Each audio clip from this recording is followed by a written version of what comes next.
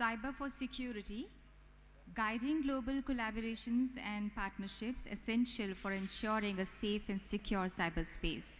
May I request all the delegates to kindly take your seats? Yeah. 14 से 17 तारीख है budget में.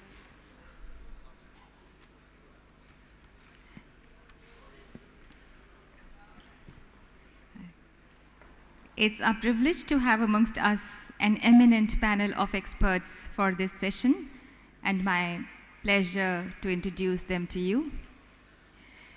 And before I introduce them to you, I just want to mention one important information, that the interpretation is available in 6 languages,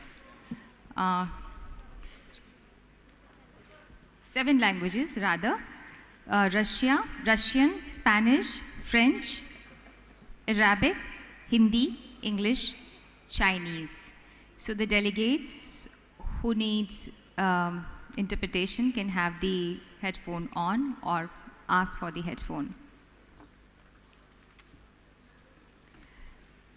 We have amongst us Dr. Gulshan Rai. He is a National Cybersecurity Coordinator, being country's first at the Office of Prime Minister of India since March 2015. He has been an active thought leader on GCCS cyberspace as a global commons concept. Dr. Gulshan Rai has over 25 years of experience in different areas of information technology, which include cybersecurity, e-governance, legal framework, and the Information Technology Act. We have Mr. Iddo Moed. He is a cybersecurity coordinator, Government of Israel. He joined the Israel Ministry of Foreign Affairs in 1992 and was posted in several missions around the world. He was appointed as cybersecurity coordinator at the Strategic Affairs Department, MFA. He is responsible for coordination of policies regarding international cooperation in cybersecurity. We have amongst us Mr. Uri Rosenthal. He is an ex-Minister of Foreign Affairs in the Netherlands government, a professor of political science and public administration by occupation. Mr. Uri was elected member of the Senate as a member of the People's Party for Freedom and Democracy. Mr. Raj Samani, he is the chief scientist in cybersecurity firm McAfee agencies in cybercrime cases and is a special advisor to the European Cybercrime Center in The Hague. Mr. Samani has been recognized for his contribution to the computer security industry and is the co-author of the book Applied Cybersecurity and the Smart Grid. So now I hand over the floor to the respected panelists and hand over the desk to them and I request them to please initiate the session. So first of all, I would like to request, we have Dr. Gulshan Rai to kindly address us.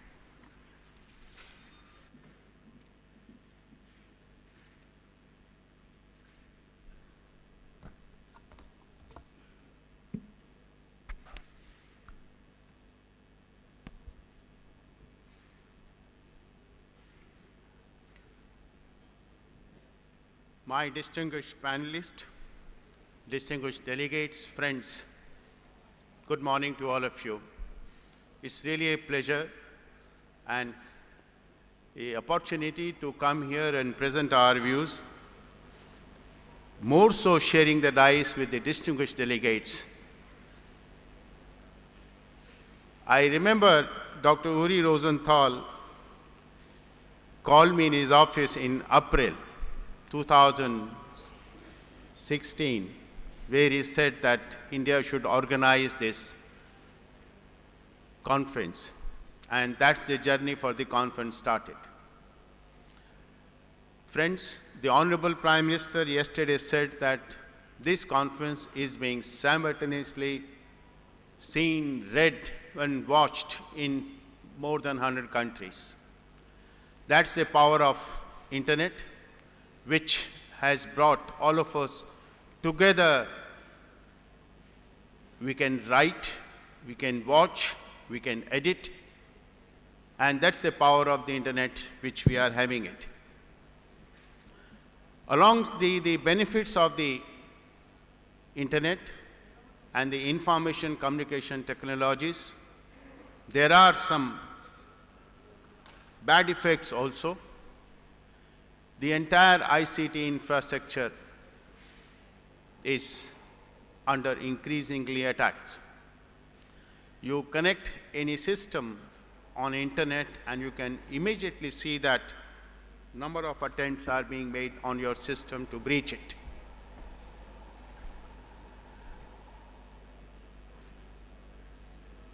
The number of incidents couple of years ago were in few lakhs numbers, but today when we look at it, those numbers have gone to millions, and there is no exact estimate, but some estimate says that there are about 25 million such kind of incidents which are happening worldwide. The incidents over a period of time, though some of the nomenclature could be same, but the complexity, the scale has gone up tremendously. We were seeing the phishing mails, the phishing attempt. The same attempts continues today, but the complexity of the phishing attempts has gone up tremendously. The denial of distributed services, such attacks which were in terms of few megabits, today it's common to see in terms of 100 gigabits. There are new kind of attacks which are happening, and some of them I'll just read out. The zero-day attacks, the advanced persistent threats, the advanced malwares, and the ransomware, data theft, and there are targeted attacks on the systems there. The attacks of the nature of SQL injection, the remote code execution, etc. are the most common attacks which are observed in our system there. No doubt, every organization, every individual has taken certain steps. They keep on taking steps to install the technologies. Several companies, several organizations in the world have developed the most advanced tools like a next generation firewalls and next generation intrusion prevention systems. But the hacktivists and the cyber criminals keep on breaching those next generation tools too and cause the damage. The financial services, the health services, the IT services, the manufacturing and the logistics sector, telecom sector continues to be under the attacks, and as I said, the attacks are increasing there.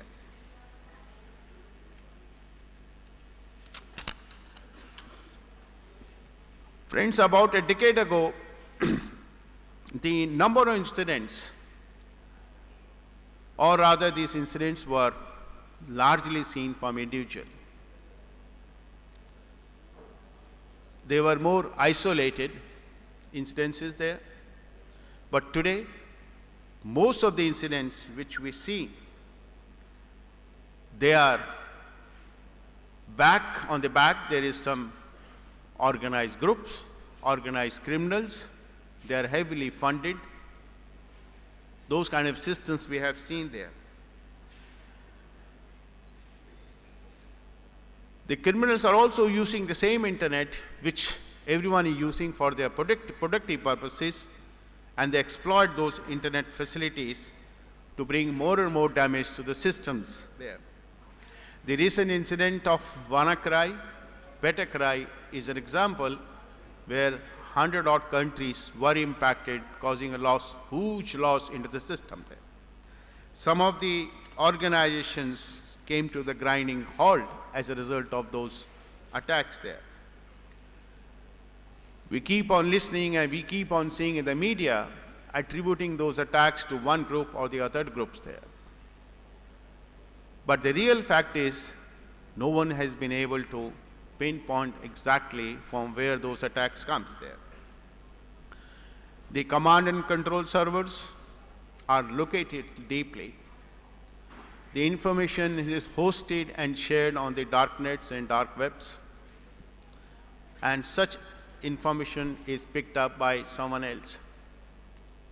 I remember we have seen the anonymous hackers attacks in our country. Initially, it started from to the extent of the 1 gigabits per gigabits attack, but it went on more than 100 gigabits attack. And the moment they realize that the infrastructure is adequately protected, they call the criminals all over the world to come together and start attacking system.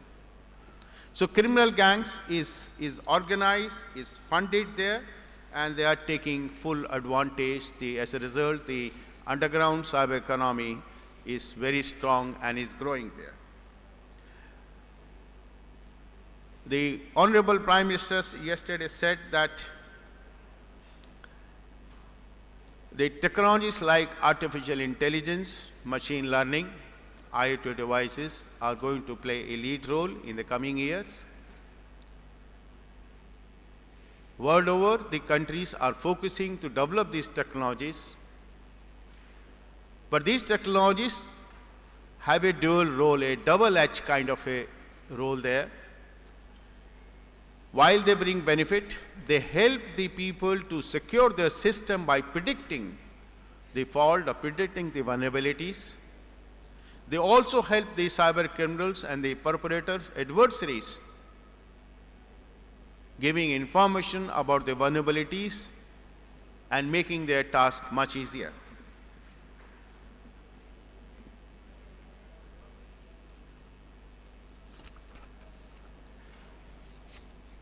Now, these examples, what I described, have two important motives about the cyber incident and crimes.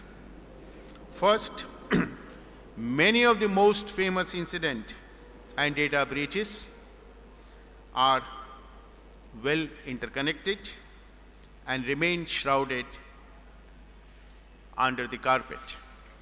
Secondly, the cyber threats having repercussion in one part of the country or one part of the world can be equally as devastating in some other part of the world or some other region. All of us accept the fact that the cyber incident and the crime seldom occurs in isolation.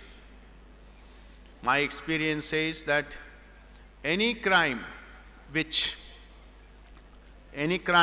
happens, it takes couple of months to detect and couple of months to come up there. Of course, there are several forums, WSIS, UNGGE, ITU, BRICS, SCO. These forums are trying to make the cyber norms to bring certain order to address the issues which has a result because of the cyber attacks and in general from the cyberspace. However, unanimity on such efforts is still eluding. We are still far away from the. At the moment, there is no doubt that many countries do what they can to help one each other to investigate the incident. However, the information which is vital at times falls through the cracks, and that could have helped in solving the incidents there. Friends, while threats arising out of cyberspace and are increasing rapidly, the international law to deal with such cybercrime has become slow to adopt. The heterogeneity of the law enforcement agents, the law enforcement systems world over, and the technical countermeasures of different countries are making the evolution and adoption of the international law a difficult task. The issues relating to cyberspace are multidimensional and too complex, posing challenges in the development of the international law.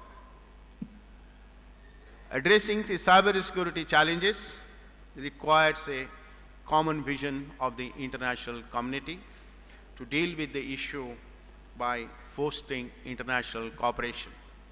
Countries can tackle the problem of borderless nature of the cybercrime by enabling actors beyond the borders of the single country. There will be win-win situation by all countries coming forward to cooperate.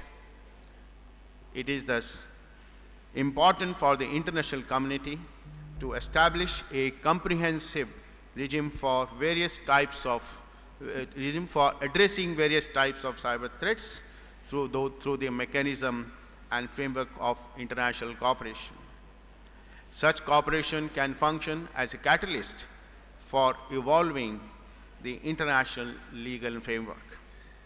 It is felt that there should be enhanced cooperation which must be based on risk and sharing and exchanging information on the crimes and the cyber incidents, the mechanism those incidents were caused. We need to find ways and means. We need to identify the entities who should be involved or who should get involved in development of such mechanism and framework. One such mechanism is the forum of certs. Every country has a cert. We must empower them to exchange and work more closely. Today, I myself was the Director General of his CERT, Indian CERT. I have seen the helplessness of the CERTs, not only in India, but world over, to address those issues, particularly when it originates from multiple locations and from using the multiple technologies there. We need to take adequate steps to identify the criminals. We need to agree and evolve a mechanism for attributing the incidents. There is some view that attribution of incident is more related to military and intelligence. But my view is different. The attribution of the incident is necessary even if you have to handle the issue which is causing problems in the civilian sector also. Commercial sector, civilian sector. So we need to look at the attribution from that aspect and try to work out the framework which helps us to attribute. Such attribution will help and will go a long way in checking certain crimes and the security breaches there.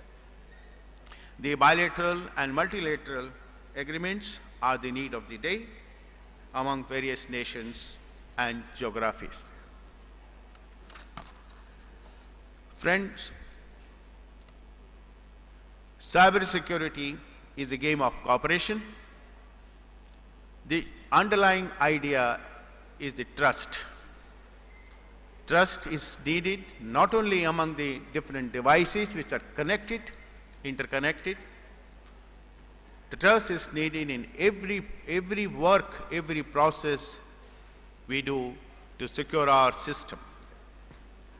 The international cooperation is one of the key to address the challenges arising out of ICT technology, particularly the technologies which we have started using and which have a more blown versions to come up, like artificial intelligence, IoT, machine learning, and the big data computing.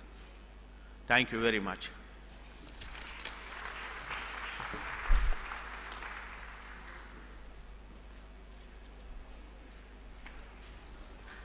Thank you, respected Dr. Gulshan Rai. May I now invite respected Mr. Iddo Moed to please address the gathering.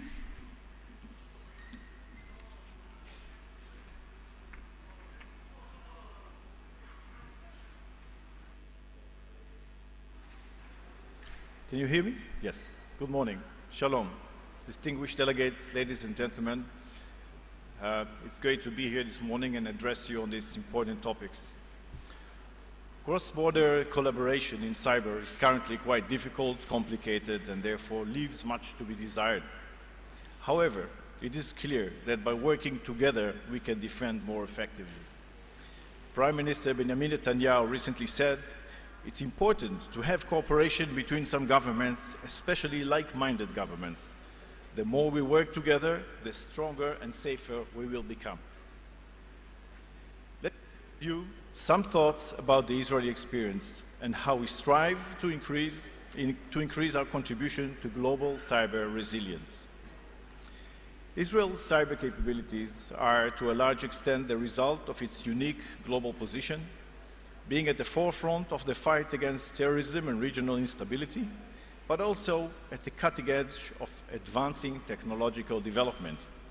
In terms of the global efforts to mitigate and eliminate cyber attacks, this combination of threat and opportunity positions Israel as a global player. As such, Israel believes in free, safe, and unhindered access to information to allow for further social and economic development globally. If any inspiration can be drawn from the Israeli experience in cyber, it should most probably include its innovative and creative spirit, which is the direct result of the effort to preserve and protect democratic values against threats from the digital domain. Let me first share with you how we see the development of cybersecurity on the national level. Israel's journey in cybersecurity started with the establishment of an agency within the General Security Service in the early 2000s to mitigate threats and attacks against critical infrastructures. In 2010, Prime Minister Benjamin Netanyahu appointed Professor Ben Israel to lead a national task force that would prepare the foundations for the creation of a new and independent national cybersecurity authority. This body would develop a national strategy and implement it as well. Thus, by 2012, the Israeli National Cyber Bureau was established, reporting directly to the Prime Minister. This dedicated civilian and open concept would and does provide for optimal cooperation and coordination within all government bodies, as well as with the private sector and academy. The next step was then to create the National Cybersecurity Authority in 2015 to implement a national strategy, along with formulating a government resolution to regulate cyber market. There are therefore two pillars to Israel's cyber approach: security and technology. They allow for the formulation of elaborate and effective policies on the following: a secure and safe cyberspace, national cybersecurity operations, and capacity building. A three-layer security approach was subsequently developed, covering market robustness, systemic resilience, and national defense in cyber by means of establishing elaborate mechanisms and allocating the necessary resources for these purposes. To mention a few: CERT-IL, 5 national cyber research centers, R&D programs such as Kidma for the development of cutting-edge solutions, and many more. The government's leadership role as a guide, expert, coordinator, but also as the ultimate protector, has been a strong catalyst for the market to assume a constructive role in the national effort. Financial incentives, sectoral efforts such as in finance and energy sectors are examples of encouraging the private sector to enhance capacities and strengthen cyber security. Similarly, the academia was guided to set up complementing national research centers, each focusing on specific areas of applied research. Israel is also attracting international investments in research and development for cybersecurity at the rate of about 20% of global market share. As a global cyber incubator, Israel and multinational companies are producing solutions for tomorrow. The government role is both to incentivize as well as connect in a unique format such as Cyberspark in Beersheba. The earlier mentioned building blocks of Israel's approach can be applied also on the international level. First, by focusing on a secure environment and by governments leading the way towards resilience, robustness, and ultimately defense. Second, by improving cooperation between the operational defensive bodies. And lastly, and most importantly, joining hands in capacity building. Today, Israel is witnessing a growing international interest in its cybersecurity capacities and capabilities. Capacity building programs are envisioned as a primary tool for laying the foundations for future joint efforts. However, such efforts are often more effective if coordinated internationally in order to create a resilient front against cyber threats. In this regard, the Dutch initiative for the Global Forum of Cyber Expertise, of which Israel is one of the founding members, proves to be an excellent provider. At the same time, no formal mechanism could establish the confidence and trust that underpin any joint security operations.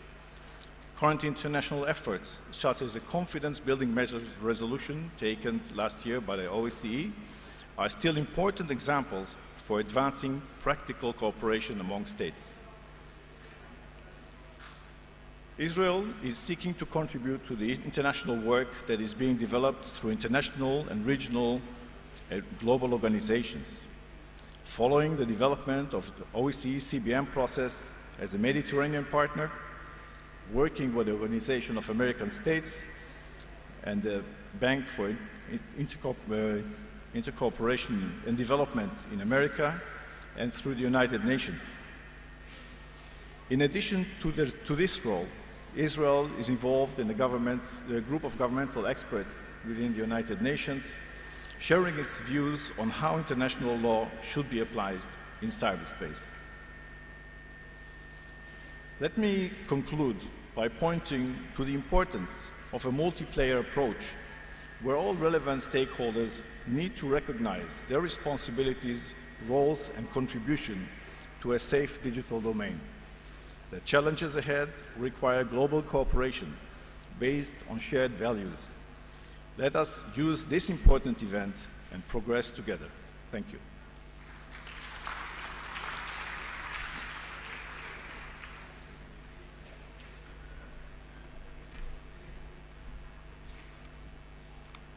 Thank you so much. May I now request respected Mr. Uri Rosenthal to kindly address the gathering.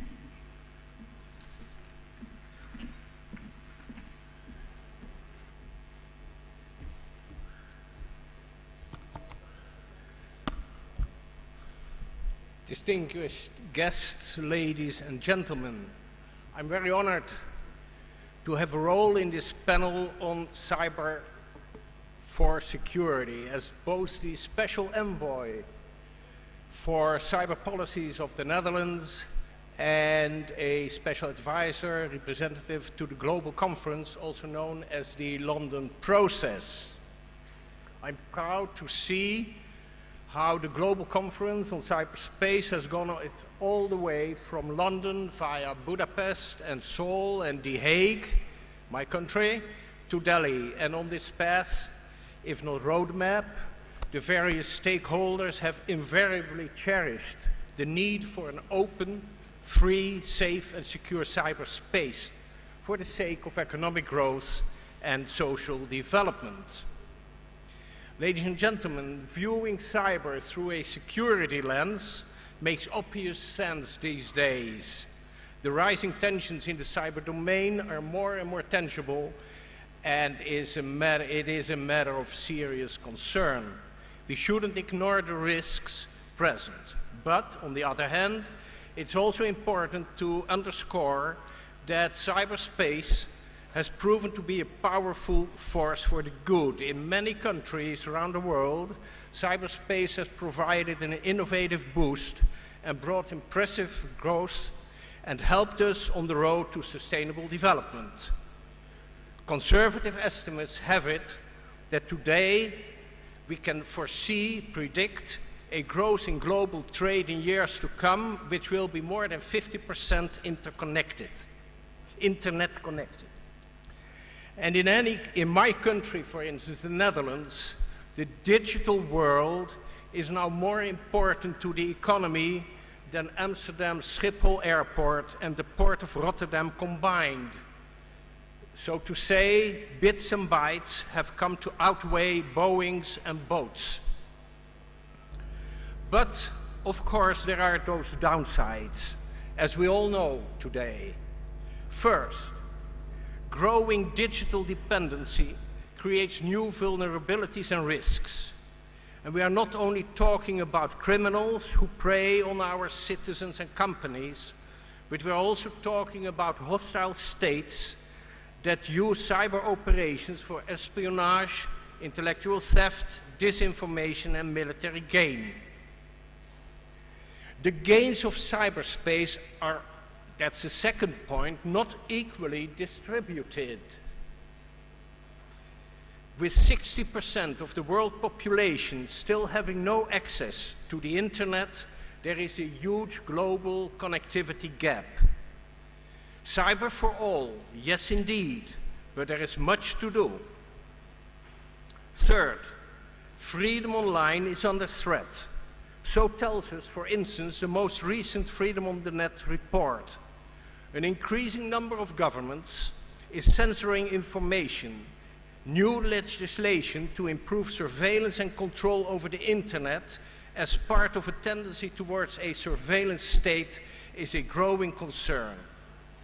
Ladies and gentlemen, if we want cyberspace to remain a force for the good, these are the issues we need to address urgently. And for now, I would like to focus on how we could keep the internet safe and secure, and admittedly, I will take a Dutch perspective here. As stated in the Dutch recent National Cybersecurity Strategy, the government of the Netherlands views these interests in terms of freedom, security, and growth and development. And in the Netherlands, for that matter, we actually focus on the 3 Ds. First, development. That is to say that we try and increase the level of security of the ecosystem in general. We are trying to help out on the capacity of countries so that they can help provide more security and will be more responsive to requests for assistance in a crisis situation. Second, in the short term, government responsibilities do require, whether we like it or not, us to reinforce our defense capabilities. Our defensive objectives include boosting resilience to cyber attacks and protecting vital interests in cyberspace. Second, public-private partnerships. Third, detection, response, and increasing awareness. And fourth, and last but not least, education. Given the weakness of defense, it's inevitable that this will also include developing the ability to respond to attackers who have national capabilities. Of course, here, any measure of retortion should be in line with international legal obligations.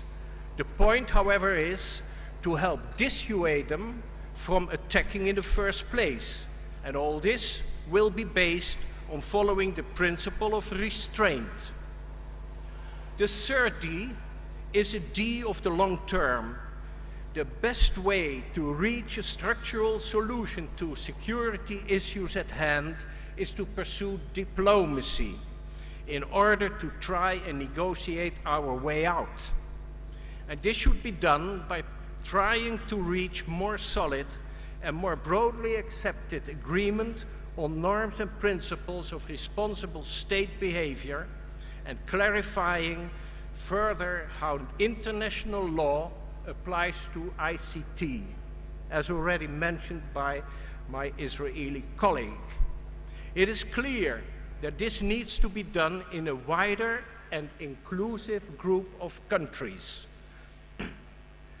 Ladies and gentlemen, governments cannot go it alone. Other parties need to step in as well. Public-private partnerships are essential. In my country, the Netherlands, we have founded the Dutch Cybersecurity Council, which actually is meant to enforce public-private cooperation. It is a national and strategic advisory body, and the Council advises both government and organizations in the country, for instance, critical infrastructure organizations. And this is so important because this council is constituted of highly placed representatives in all these stakeholders concerned: public, private, scientific, technical. Problems at hand are approached from various angles, and the various interests are well covered in this council. And this shows again that cyberspace is actually belonging to everyone and to no one in particular. Ultimately, we all share the same interests. And this, ladies and gentlemen, is also why in the beginning of this year, the Dutch government launched the Global Commission on the Stability of Cyberspace, where government, industry, technologists, and civil society are joining forces to reach a common goal: a digital future cherishing a stable cyberspace, no Wild West, so that the fruits of an open, free, and secure access to cyberspace is there for all. The Commission actually was together here in Delhi in the beginning of this week and promoted a call to protect the public core of the internet, ladies and gentlemen. And it reads as follows: non-interference with the public core of the internet, which means that without prejudice to their rights and obligations, states as well as non-state actors should not conduct or knowingly allow activity that intentionally and substantially damages the general availability or integrity of the public core of the internet, and therefore the stability of cyberspace. Ladies and gentlemen, for that matter, let me add to this the following: that it is of course of great importance here that we, as many other countries, should see to it that the existing body of international law, which has long underpinned relations between states, applies equally in the cyberspace. And of course, it was also mentioned already, it's not only a matter of that international law applies, but now the question is how it will apply to this new dimension of the cyberspace. And this, ladies and gentlemen, is the heart of the matter. And it is something that must be actively debated at conferences like this. Various initiatives in this area have already been launched. The United Nations Group of Government Experts process made important progress in 2013 and 2015 reports. And India has played a very crucial role in this process up till now. And we should all build on the important steps that have been taken thus far. Beyond that, we have the Tallinn Manual 2.0 and the Hague process as other useful examples, providing guidance on how to apply long-established legal principles in the cyber domain. Principles like sovereignty, non-intervention, due diligence, and state responsibility. But also the law applicable to the use of force and international humanitarian law, and most importantly, they help all shed light on the legal framework surrounding cyber operations that do not meet the threshold of an armed attack. Ladies and gentlemen, we must take forward the discussion on how international law applies. Also, we need to do so regarding the normative dimensions and discussions, because additional norms of responsible state behavior can play a crucial role in enhancing peace. International norms regarding malicious cyber activities can support existing international law. Obviously, they do not and cannot and should not replace it. For me, all this serves to underscore, to underline the importance of the Global Conference for Cyberspace process.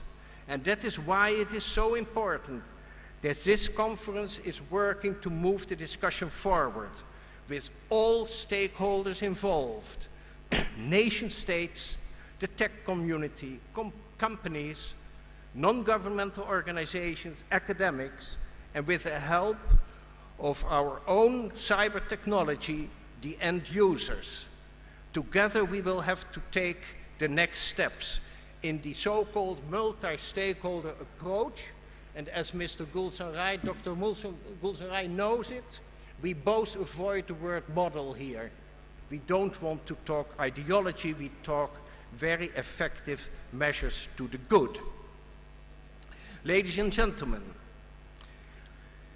India is uniquely positioned to broaden the global conference agenda and to take on those issues regarding sustainable development and digital inclusion. We, on our part, together with India, have set up the Global Forum on Cyber Expertise, investing in capacity building, thus helping countries to keep the internet open and secure and free. Now, talking about a capacity building effort, allow me here in India one side note. Let us be attentive to the grandiose developments in the digital and consequently in the physical world. We talk often north and south, but digital technology is covering the non-Western world at a breathtaking pace. And indeed, we are also seeing now what we call leapfrogging processes, where the non-Western technological devices and processes are really something to look at. So when we talk about capacity building, we have to share best practices. And we in the West can learn so much too from our non-Western colleagues, including front-runner India. As co-chairs of the Global Forum for Cyber Expertise, the Netherlands and India are collaborating on an agenda in which economic growth, digital security and online freedom go hand in hand. Cyber for all, as this year's theme of the global conference aptly puts it that way. With many of the next 500 million internet users coming from India, it makes perfect sense for India to play this prominent role. Ladies and gentlemen, let's work together towards our common goal, a safe and secure cyberspace where clear rules apply to us all, a cyberspace that is governed by the international rule of law, a universal force for the good. Thank you.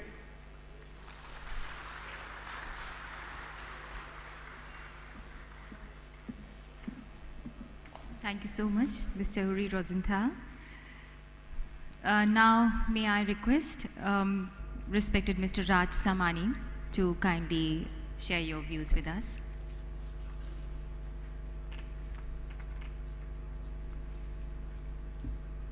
Can we get the slides up? Yeah. go to slide 2? 6,312. That's the number that NHS England confirmed patients that weren't able to get medical care because of a computer issue. That's over 6,000 people over the weekend in May that were unable to get medical care that they needed.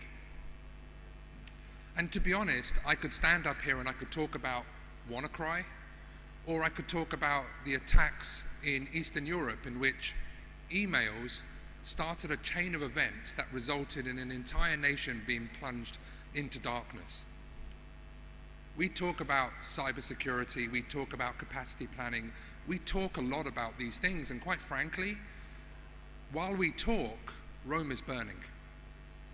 And I don't want to sound melodramatic here, but I actually saw the impact of WannaCry firsthand. The day after this occurred, I was actually in a London hospital, and we have a family member sitting there who's unable to get internet access. And I know that doesn't sound like a big deal for us, but let me ask you, and if anybody's been in hospital, the internet's your ability to get access to the outside world. It's the only connection you have to being up to date.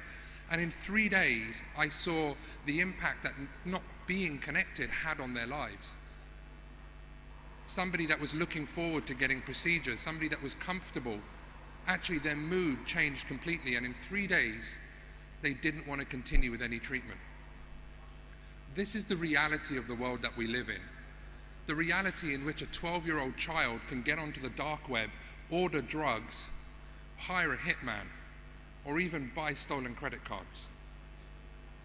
We as a society need to do better, and we need to do this now. Can you go to the next slide, please? Now, we talk about public-private partnership, and I've got multiple examples, but I want to share with you one. And any of you that have heard me speak will know that this is probably my favorite project, because ransomware is a scourge that's impacting us all across the world. Criminals are holding up hospitals. Criminals are impacting educational establishments and private sector firms and public sector. And it's so simple to do. I have a presentation in which I say, can my dad become a cyber criminal? And the reality is he can. So no more ransom was established for this very reason. And we decided enough was enough. What we have to do as a society is we have to maybe stop talking and actually do something. And on the 26th of July 2016, we co-founded an initiative ourselves with some of our private sector partners, but also the Dutch National High-Tech Crime Unit in Europol. And we said enough was enough. Any of you that may have seen the film Lord of the Rings may remember that scene when Gandalf is crossing the bridge and he says, "You shall not pass." And this really was that moment. And no more ransom has been established to provide a repository where anybody that's impacted with ransomware can go to learn about how to protect yourself against it. We don't have to pay for it. You don't have to be a customer. You don't have to live in Europe. You can live anywhere in the world. And you can go to this website and you will get advice on how to protect yourself against ransom. Next slide, please. But more importantly, and I think more impactful, is the fact that you will get free tools to decrypt your computer. Now think about this for a second. Many of us here have received phone calls, frantic from people that have got their data encrypted. Many of us are our default IT support for our families. And yet, when somebody calls you and says, "My files are corrupted," or "they're encrypted," what is the advice we give them? What would you tell your parents if they say they can no longer access their systems? What would you tell the small business who asks you, my systems are locked and my business is stalled? Because the only advice we can give people today is you pay criminals or you lose your data. That to me aren't two options that I particularly like. So we decided enough was enough, and we established this initiative, and the hard work that's done by ourselves and now 116 partners across the world, there's now solutions for them where We freely provide decryption tools. We give you the keys to decrypt your data for those variants that we've managed to break.